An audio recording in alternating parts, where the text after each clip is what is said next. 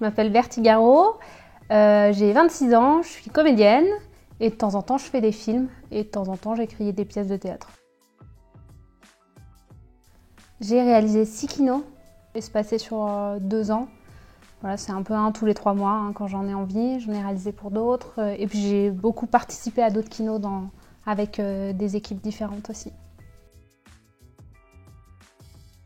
Souvent c'est une équipe que j'ai déjà, en tout cas des copains que j'ai rencontrés sur d'autres tournages, notamment les 48 heures, faire un film en 48 heures où j'ai rencontré 2-3 personnes qui font qu'aujourd'hui c'est les gens que je contacte en priorité. Mais quand il me manque quelqu'un, quand quelqu'un part, quand quelqu'un, du coup je demande sur Facebook souvent. Et puis je vois, ça me permet de rencontrer du monde et de voir pour les techniciens en tout cas.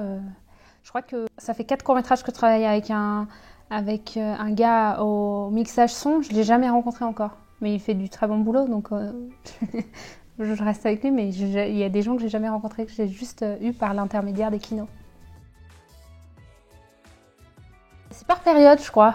Il y a des difficultés par période en fonction de ce que j'ai envie d'apprendre. En ce moment, la grande difficulté, c'est arriver à faire un scénario simple, clair, qui soit compris et qu'on n'est pas obligé d'expliquer en 80 dialogues en fait. L'étape d'après, c'est de savoir exactement ce que je veux à tous les moments sur certains plans. D'y aller, d'en faire, de se planter 10 fois, 20 fois et de s'en foutre, vraiment. Et que c'est pas grave et qu'il y en aura d'autres, mais qu'à un moment donné, on va apprendre des choses. Je pense que c'est juste un laboratoire et puis un jour, on ne sait pas pourquoi ça fonctionne et ce qu'on fait commence à intéresser peut-être des gens et là, ça devient chouette, mais en tout cas, s'en foutre surtout.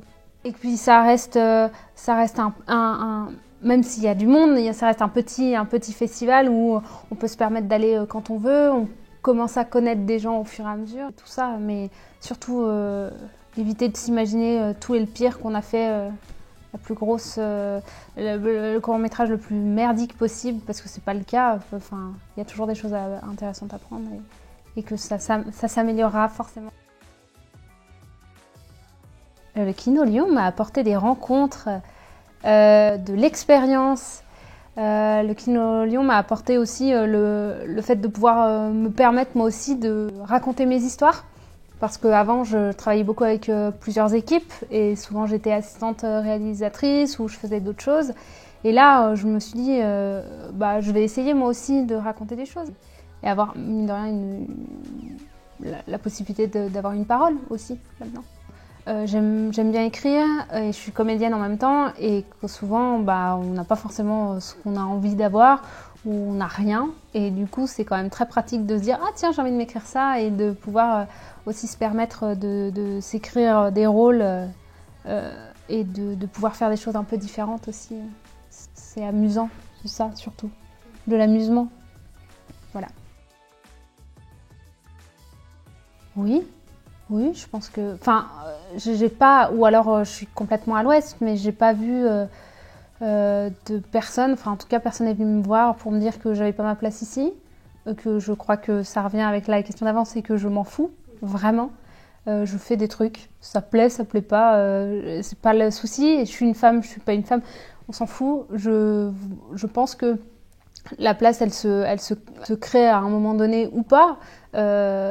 L'essentiel, c'est qu'il faut se sentir soi-même légitime à faire des choses, surtout en tant que femme.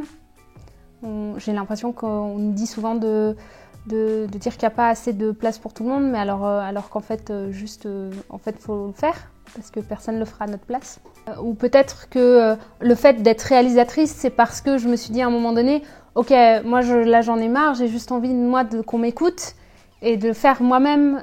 Ça m'est déjà arrivé d'arriver dans des processus de création où on commence et ok, bon alors on va écrire une histoire, ça va être avec un mec.